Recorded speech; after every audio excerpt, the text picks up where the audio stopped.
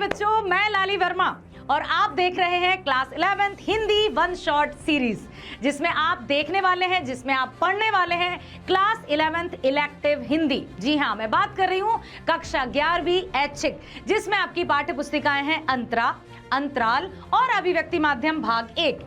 इसमें हम करेंगे सारी कहानियां, सारी कविताएं और अभिव्यक्ति और माध्यम के जितने भी टॉपिक्स हैं उन सब को हम कवर करने जा रहे हैं, वो भी बड़े ही आसान, रोचक और ऐसे अंदाज में जो कि आपको रहने वाला है पूरी तरह से याद।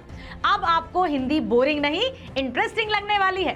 तो आज जो कहानी लेकर मैं आई हूं वो एक ऐसी कहानी है जो केवल परीक्षाओं तक सीमित नहीं है, जो केवल किताब तक सीमित नहीं है। वो कहानी हमें हमारी जीवन के बहुत सारे ऐसे वैल्यूज, बहुत सारे ऐसे जीवन मूल्य देकर जाने वाली है जो हमेशा हमें लाइफ लॉन्ग याद रहने वाले हैं। तो मेरे प्यारे बच्चों, एक बार फिर से आप सभी का स्वागत नेक्स्ट टॉपर्स की हिंदी क्लास में, जिसमें वन शॉट सीरीज है। ठीक है, नेक्स्ट टॉपर्स, जहां हम देश का भविष्य बनाते हैं। तो आज ये कहानी हम पढ़ने वाले हैं जो कि मुंशी प्रेमचंद जी द्वारा लिखी है। प्रेमचंद जी हिंदी साहित्य के एक ऐसे रचनाकार हैं जिनको यदि युग प्रवर्तक कहा जाए तो इसमें कोई अतिशयोक्ति नहीं है, क्योंकि प्रेमचंद युग भी है हिंदी साहित्य में। प्रेमचंद युग से भी युग चला है, साहित्य चला है। ठीक है, और ना केवल प्रेमचंद जी भारत में ही बल्कि संपूर्ण विश्व में विख्यात हैं, कि तभी तो उनको उपन्यास सम्राट कहा जाता है और कलम का जादूगर भी कहा जाता है। तो आज प्रेमचंद जी द्वारा रचित ईदगाह कहानी हम पढ़ने जा रहे हैं, जो हमारी कहानी या हमारी किताब तक सीमित नहीं है, वो आपको बहुत कुछ सिखाने वाली है। एक ऐसी कहानी जिसमें प्रेम, त्याग, ममता, गरीबी, अपनापन सब कुछ शामिल है। आखिर ये क्या है? आखिर ईदगाह में है क्या? ईदगाह तो वह स्थान होता है जहां पर ईद के त्योहार के दिन नमाज अदा की जाती है। फिर इसमें गरीबी, त्याग, प्रेम, करुणा, ममता, ये सब कहां से आया? आइए चलते देखते हैं। तो सबसे पहले हम जाने प्रेमचंद जी के जीवन परिचय को और देखें कि प्रेमचंद जी का जो जन्म हुआ था वो हुआ था सन 1880 लम्ही गांव, बनारस। निधन हुआ 1936। ना केवल कहानी, ना केवल कविताएं नहीं, ना केवल उपन्यास, बल्कि उन्होंने संपादन भी किया।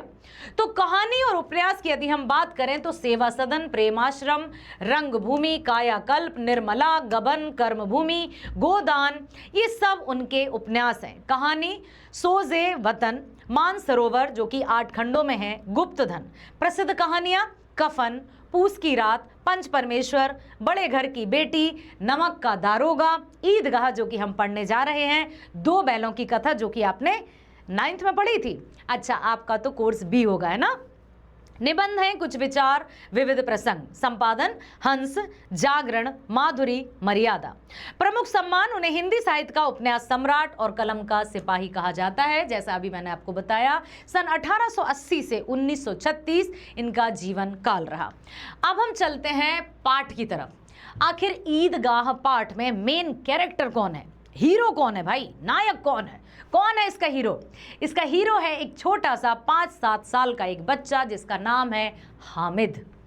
हामिद, अच्छा, जब भी बात ईदगाह की आती है तो ना केवल मुझे बल्कि मुझसे जो भी बड़े हैं उनको भी ईदगाह बिल्कुल अपनी जुबान पर रहता है। आपने भी ईदगाह यदि इससे पहले अपने छोटे भाई बहनों की कोर्स में कहीं पढ़ा होगा तो आपको भी याद होगा। उसमें क्या याद रह जाता है? हाँ, ईदगाह सुनते ही ऐसा आता है कि भाई ईदगाह मतलब जहाँ नमाज अदा की जाती है। नहीं नहीं, ईदगाह मतलब हामिद और हामिद मतलब चिमटा। अच्छा, ये क्या है? तो यही तो है त्याग, ममता, प्रेम और आत्मीयता की कहानी। ये है बात तब की जब रमज़ान के पूरे 30 दिनों के बाद ईद का त्यौहार आता है और ईदगाह पर बहुत अच्छे से मेला लगता है। हामिद अपनी दादी के साथ रहता है। हामिद के माता पिता मतलब अम्मी और अब्बू का इंतकाल हो चुका है। हामिद को उसकी दादी ने ही पाल पोस कर बड़ा किया है। अब तक दादी ही उसका ख्याल रखती है।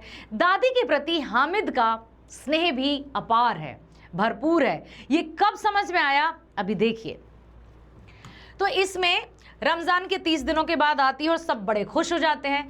महमूद अन्य लड़के बार बार पैसे गिन रहे हैं क्योंकि उनके पास बहुत सारे पैसे हैं, लेकिन हामिद के पास है सिर्फ 3 पैसे, क्योंकि दादी अकेली है, कोई कमाई का साधन नहीं है। तो जैसे तैसे उसने जोड़कर अपने पोते को दिए 3 पैसे और कहा कि जाओ। लेकिन एक ये भी लग रहा था कि इतने नन्हे नन्हे से पाँव से पैदल चल के वो कैसे जाएगा।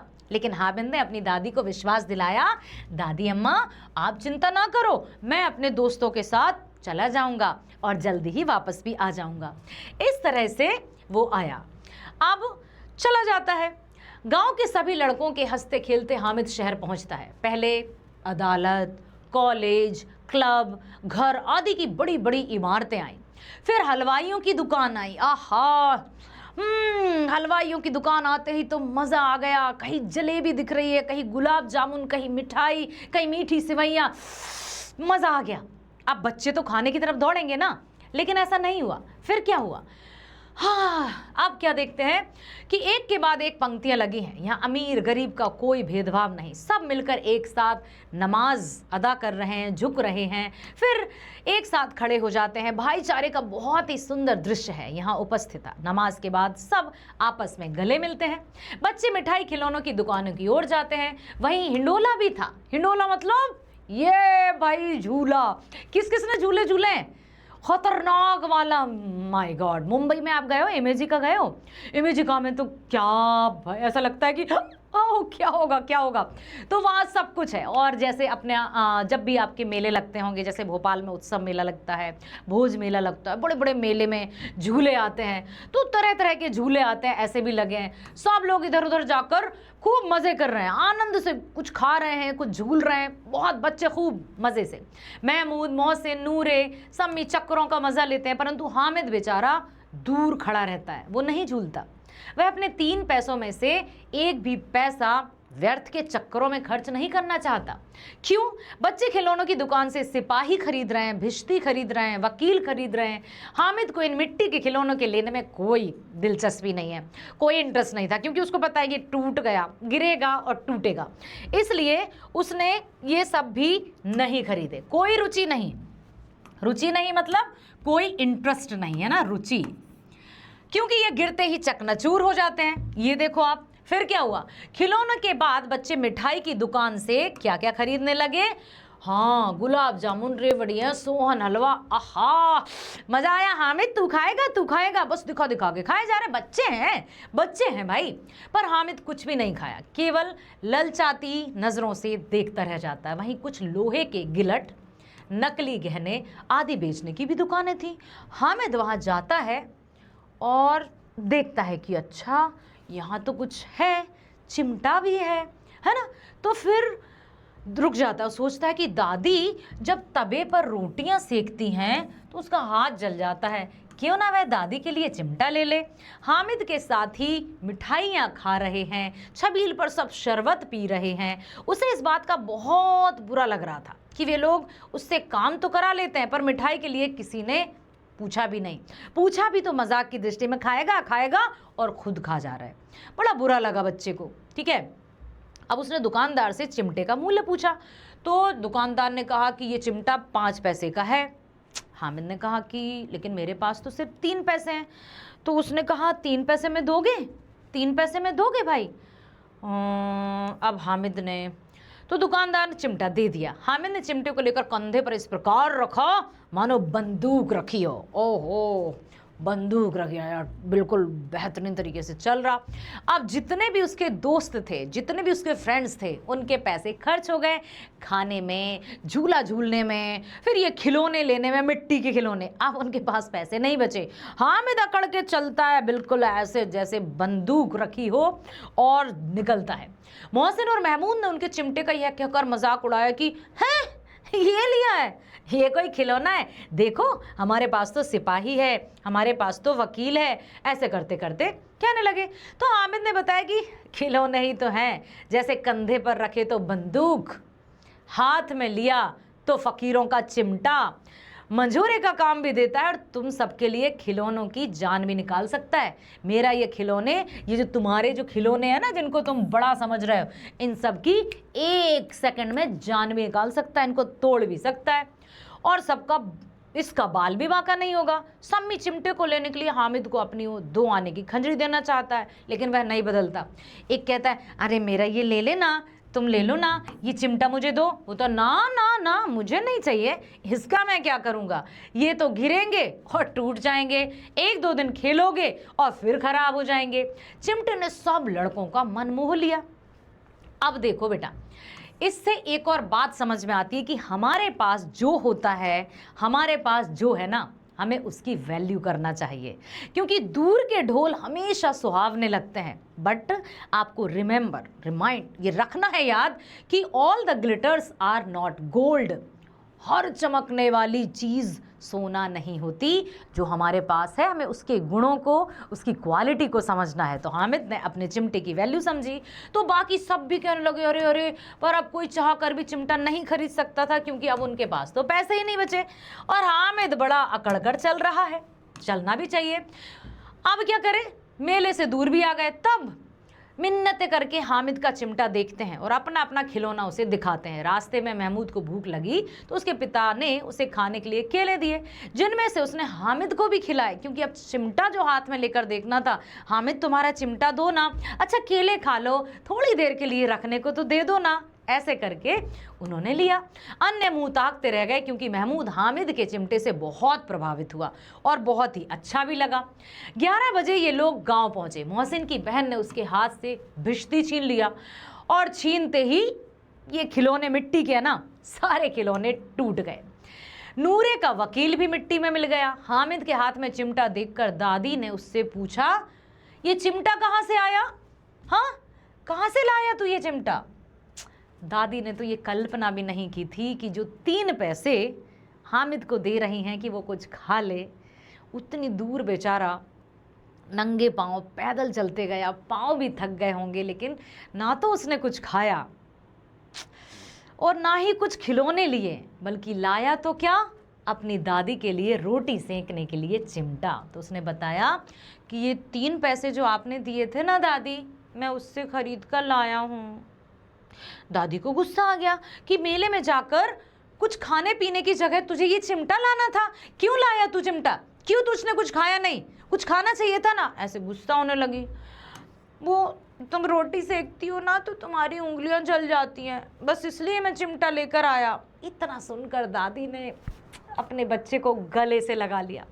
दादी गदगद होकर उनकी आंखों से आंसू आने लगे और दुआएं देती हैं कि मेरा बच्चा, इतना सा बच्चा और इतनी बड़ी सोच, ये कहाँ से आई रे तुझ में? तूने कुछ खाया क्यों नहीं मेरे लाल? इस तरह से उसको गले से लगा लेती हैं। बेटा, यहाँ बहुत बड़ी बात निकल कर आती है कि जो हमारे अपने रहते हैं और जब हम उनकी परवाह करते हैं ना, तो उनके प्रति हमारी शिकायतें तो शून्य रहती हैं। मतलब शिकायत तो उनके प्रति रहती ही नहीं है।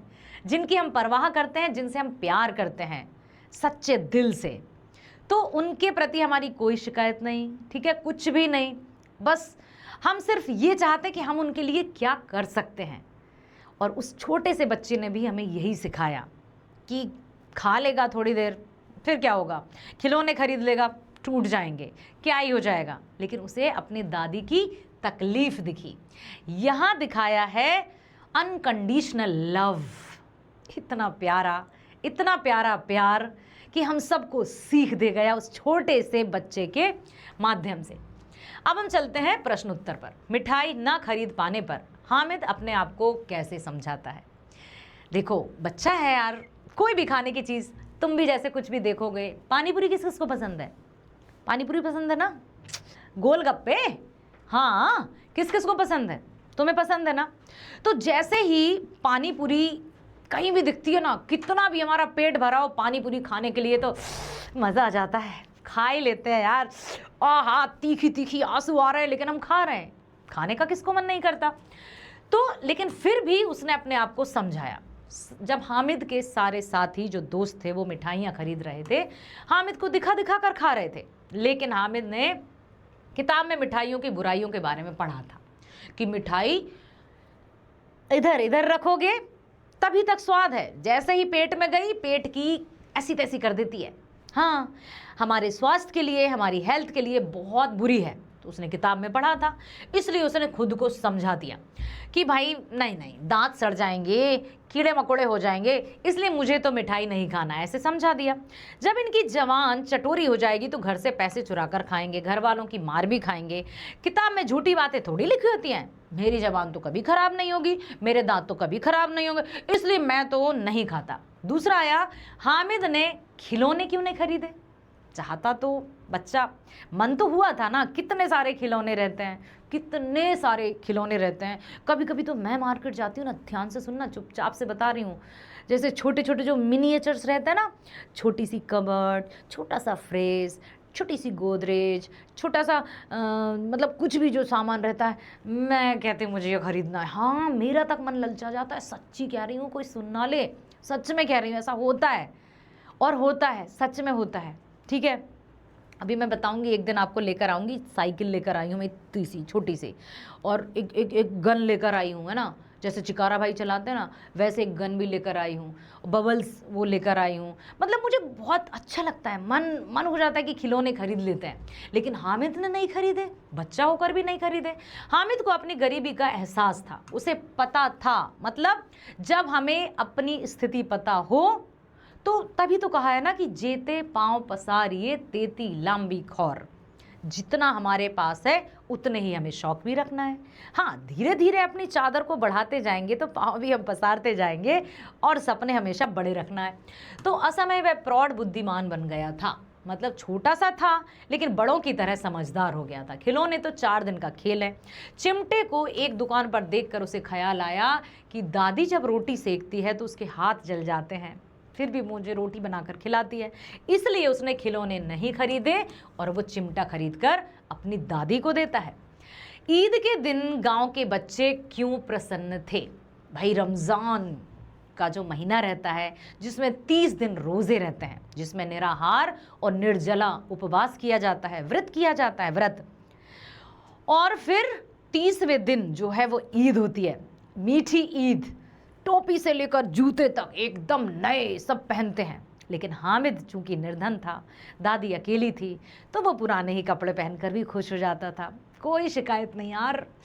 मतलब मुझे सच में उस बच्चे को देखकर ऐसे हामिद की तरह, इस पाठ के माध्यम से लेखक हमें यही बताना चाहते हैं कि कितने ही बच्चे होंगे जो हामिद की तरह अपना जीवन व्यतीत कर रहे हैं। तो मेरे प्यारे बच्चों, यहाँ मैं आपसे कहना चाहूँगी कि यदि आपके आसपास या कभी आपने ऐसे बच्चे देखे जिनके पास कपड़े तक नहीं हैं, तो आप अपने जो कपड़े हैं ना उनको दे दिया करना, जूते चप्पल वो भी दान में दिया करो। ठीक है, हमारे पास है, ऐसा नहीं कि सिर्फ पैसे देंगे तभी उनकी हेल्प होगी, हम बहुत अलग अलग तरीके से भी लोगों की हेल्प कर सकते हैं। और सबसे बड़ी पहचान तो इंसानियत की यही तो होती है कि हम कैसे उनकी हेल्प कर सकें। और हमें तो ऊपर वाले से मतलब बहुत सारा थैंक यू देना चाहिए कि हमें कम से कम इस लायक तो बनाए कि हम हेल्प कर सकते हैं। तो इस पाठ से हमें एक और सीख मिलती है कि सिर्फ हामिद नहीं, हामिद की तरह कई ऐसे बच्चे होंगे जो त्यौहार के दिन भी मन मार कर जीते हैं। तो ऐसे बच्चों के लिए तुम्हारा फ़र्ज़ है, क्योंकि तुम खुद बच्चे हो ना। आपने वो सुना है कि जाके पाँव ना पड़े बेवाई वो का जाने पीड़ पर आई, जिसने कभी दुख को सहा ही नहीं वो दूसरों के दुखों को क्या जानेगा। लेकिन हम जान सकते हैं, हम समझ सकते हैं, क्योंकि हम इंसान हैं, हमारे दिल है, और वो दिल भी धड़कता है, जीता जागता दिल है। तो हमें लोगों के प्रति सहानुभूति, समानुभूति, सिंपैथी, एम्पैथी दोनों ज़रूर रखना चाहिए, और वक्त आने पर उनकी हेल्प ज़रूर करना चाहिए। अब ईद के दिन गांव के बच्चे क्यों प्रसन्न थे? भाई, सबसे बड़ा त्यौहार जो था, हाँ, नए नए जूते, नए नए कपड़े, अब मेले जाएंगे, बहुत सारा सामान खरीदेंगे, बहुत बड़ा त्यौहार है। तो बच्चे बहुत अधिक प्रसन्न हैं, क्योंकि वो सारी चिंताओं से मुक्त, उन्हें तो खाने को मिल जाए, खेलने को मिल जाए, पहनने को मिल जाए, और बस झूम उठते हैं वो। उसका ईद का आना सबको प्रसन्नता से भर देता है कि मेले में जाएंगे, घूमेंगे फिरेंगे, मनपसंद मिठाई खाएंगे, झूले झूलेंगे, ढेर सारे खिलौने लेंगे, इसलिए वो सब खुश थे। अमीना कौन है? उसने छाती क्यों पीट ली? छाती पीटना मतलब दुख से आहें भरना। अब देखो, अमीना हामिद की दादी है। हामिद के माता पिता नहीं हैं, इसलिए अमीना ही उसकी देखभाल करती है। हामिद मेले में गया, उसके पास केवल 3 पैसे थे। उन पैसों का सदुपयोग कर वह दादी के लिए चिमटा ले आया, क्योंकि तवे से रोटी उतारते समय दादी के हाथ जलते थे और उसको ये पता था कि जब दादी रोटी बनाती है तो उसके हाथ जल जाते हैं। इसलिए ना तो उसने मिठाई खाई, ना उसने खिलौने खरीदे, ना उसने झूला झूला, बल्कि चिमटा लेकर आ गया। अमीना इस दूरदर्शिता से परिचित नहीं थी। उसे ये पता नहीं था कि नन्हा सा बच्चा, इतना सा बच्चा जिसे अभी खुद की भी सुध नहीं है, जिसे पता नहीं है कि वो कैसे रह रहा है, उसे अपनी दादी के बारे में ख्याल आया, उसकी दुख तकलीफ को भूल नहीं पाया और खाने की चीज़ों के बजाय वो ले आया चिमटा खरीद के। वह कल्पना भी नहीं कर सकती थी कि हामिद मेले में भूखा प्यासा रहकर चिमटा लाएगा।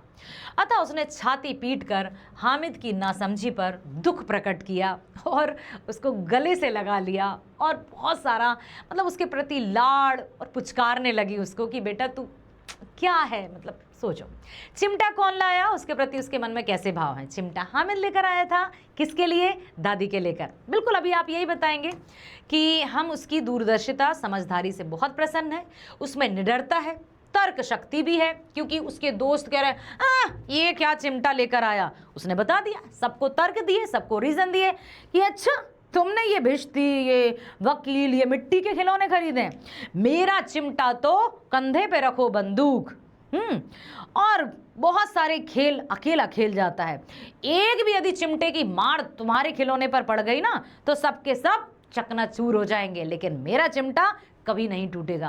तर्क शक्ति थी, रीजन दिए उसने, उसमें निडरता थी, तर्क शक्ति, वह अपने साथियों को दलीलों से पराजित करता है, संयम का भाव भी है, उसे दादी की सुविधा का ध्यान भी है। उसके चरित्र से हमें प्रेरणा मिलती है कि पैसों का सदुपयोग करना सबसे बड़ी समझदारी है। आपसे कह रही हूं मैं, माना कि मम्मी पापा के पास पैसे हैं, लेकिन उन पैसों को कभी भी बर्बाद मत करना बेटा। ये मत सोचना कि है तो क्या हुआ, यदि यूज़ करना ही है अपने लिए आप अच्छे से यूज़ करो और हेल्प ज़रूर करना, ठीक है। ईदगाह कहानी का मेन उद्देश्य क्या है? आखिर ईदगाह कहानी का उद्देश्य है क्या, क्यों है ये?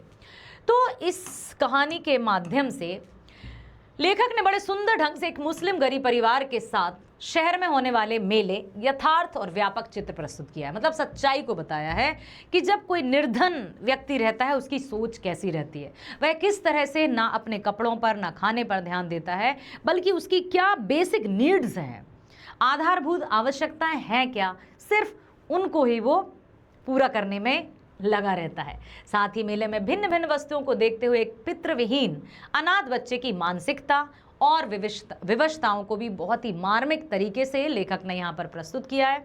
एक बच्चे का अपनी वृद्धा दादी के प्रति अपार प्रेम का भी वर्णन किया है। यही प्यार बच्चे को बूढ़ा बना देता है। छोटा सा बच्चा जो कि बहुत छोटा था और वो बड़ों की तरह उसने व्यवहार किया, ना खाया ना खिलौने लिए, बल्कि दादी के लिए चिमटा लिया। ईदगाह कहानी में हामिद कौन है, उसकी भूमिका क्या है? तो 4-5 वर्ष का एक छोटा सा गरीब बच्चा है जिसके अम्मी अब्बू का इंतकाल हो चुका है। उसकी दादी ही उसको पालती पोसती है, उसको बनाकर खिलाती है। चिमटा तक घर में नहीं था, तो जब वो रोटियां सेकती थी तो उसके हाथ जलते थे। हामिद ने ये देखा था। ईद के दिन दादी ने जैसे तैसे उसको 3 पैसे दिए तो वो खिलौने ना लेकर दादी के लिए चिमटा लेकर आता है। हामिद की माँ पीली होते होते एक दिन मर गई, लेकिन किसी को माँ के मरने की बीमारी का पता ही नहीं चला। ईदगाह पहुंचने से पूर्व लड़कों ने क्या देखा भाई? लड़कों ने, सभी लड़के सज धज कर तैयार हो गए, चलो जी खेलने चलते हैं। मतलब चलो चलो चलो आज तो ईदगाह चलते हैं, जहां उनमें सबसे पहले अदालत, कॉलेज, क्लब, घर आदि की बड़ी बड़ी इमारतें देखी, हलवाइयों की बड़ी बड़ी दुकानें देखी, जलेबी, गुलाब जामुन, मीठी सेवैया, बहुत सारी। हाँ, अंत में इमली के घने वृक्षों के नीचे ईदगाह दिखाई दिया। ईद के दिन अमीना रो क्यों रही थी? क्योंकि वो देख रही थी कि सारे बच्चे नए नए कपड़े पहने हैं, उनके माता पिता साथ में हैं, पिताजी का हाथ पकड़कर वो ईदगाह जा रहे हैं, लेकिन हामिद का तो दादी के अलावा कोई था ही नहीं।